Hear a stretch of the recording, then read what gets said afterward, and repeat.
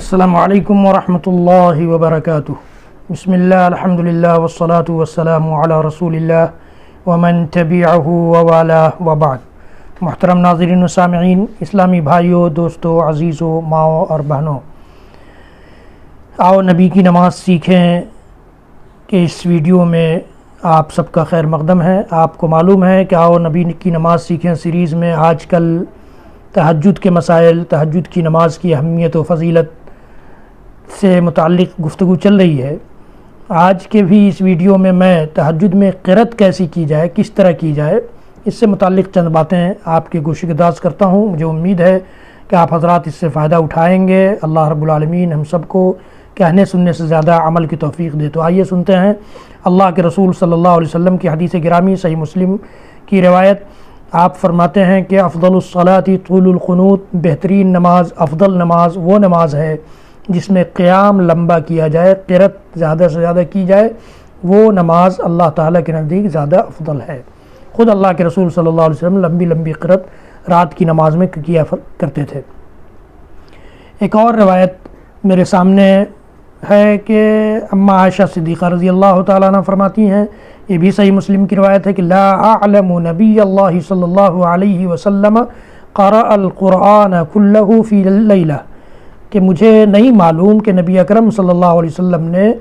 ایک رات میں پورا قرآن پڑھا ہو۔ آپ کی راتیں اماں عائشہ صدیقہ رضی اللہ تعالیٰ عنہ کے حجرے میں بھی گزرا کرتی تھیں، لیکن وہ کہتی ہیں کہ مجھے نہیں معلوم کہ ایسا آپ نے کبھی کیا ہو، جس سے صاف پتہ چلتا ہے کہ ایک رات میں قرآن پڑھنا اور قرآن کی قرأت کرنا یہ ثابت نہیں ہے،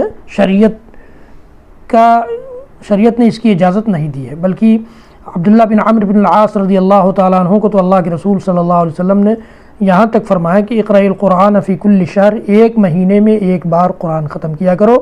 انہوں نے کہا کہ انی اطیق اکثر، میں تو اس سے زیادہ صلاحیت رکھتا ہوں، میرے پاس اس سے زیادہ طاقت ہے، میں اور زیادہ کم دنوں میں قرآن پڑھ سکتا ہوں۔ تو اللہ کے رسول صلی اللہ علیہ وسلم نے پھر کچھ کم کیا، فما زال حتی قال فی ثلاثین، یہ ڈسکشن عبداللہ بن عمرو بن العاص اور اللہ کے نبی صلی اللہ علیہ وسلم کے درمیان چلتا رہا، یہاں تک کہ آخری بات جو اللہ کے نبی صلی اللہ علیہ وسلم نے فرمائی اور مہر لگا دی کہ 3 دنوں سے کم میں تمہیں قرآن نہیں پڑھنا ہے، قرآن ختم نہیں کرنا ہے۔ اسی طرح سے یہ روایت صحیح بخاری کی ہے۔ اسی طرح ایک روایت میں اللہ کے نبی صلی اللہ علیہ وسلم نے فرمایا، جو جامع ترمذی کی روایت ہے، لم یفقہ من قرأ القرآن فی اقل من 3، 3 دنوں سے کم میں قرآن کو ختم کرنے والا، پورا قرآن پڑھ لینے والا ایسا ہے گویا اس نے قرآن کو سمجھا نہیں ہے، نہ تو قرآن کی اہمیت کو سمجھا ہے، نہ قرآن کی آیتوں کو سمجھا ہے، نہ صورتوں کو سمجھا ہے، اور نہ سمجھنے کی کوشش اس نے کی ہے۔ اسی طرح سے اللہ کے نبی صلی اللہ علیہ وسلم تہجد کی نماز سری بھی پڑھا کرتے تھے اور جہری بھی پڑھا کرتے تھے، انفرادی اگر پڑھنا ہو تو۔ اماں عائشہ صدیقہ رضی اللہ تعالیٰ عنہ فرماتی ہیں، یہ بھی جامع ترمذی، سنن ابن ماجہ وغیرہ کی روایت ہے کہ ربما اسر بالقراءۃ وربما جہر، کہ اللہ کے نبی صلی اللہ علیہ وسلم کبھی سری قرأت فرماتے تھے، کبھی جہری فرماتے تھے۔ تہجد کی جماعت میں قرأت جہری ہی ہوگی، اس لیے کہ پیچھے لوگوں کو سننا بھی ہے، جیسا کہ حضرت حذیفہ رضی اللہ تعالیٰ عنہ بیان فرماتے ہیں کہ ایک رات میں نے نبی صلی اللہ علیہ وسلم کے ساتھ نماز پڑھی، آپ صلی اللہ علیہ وسلم نے سورہ بقرہ شروع کی، میں نے سوچا کہ 100 آیات پر رکوع کریں گے،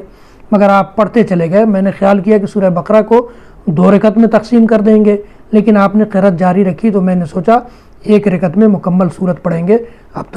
تصور کیجئے کہ 2.5 پارے کی یہ سورت ہے، اور حضرت حذیفہ رضی اللہ تعالیٰ عنہ یہ اس میں اسٹیٹمنٹ دے رہے ہیں کہ پوری سورت گویا آپ نے 1 رکعت میں پڑھی، کتنی لمبی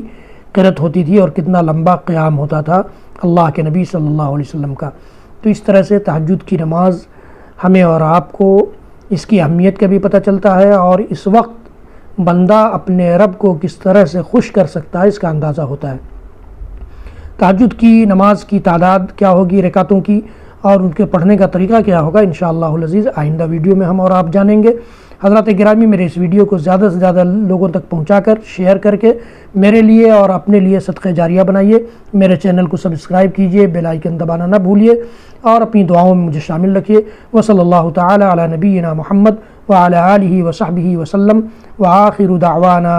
ان الحمد للہ رب العالمین، والسلام علیکم ورحمۃ اللہ وبرکاتہ۔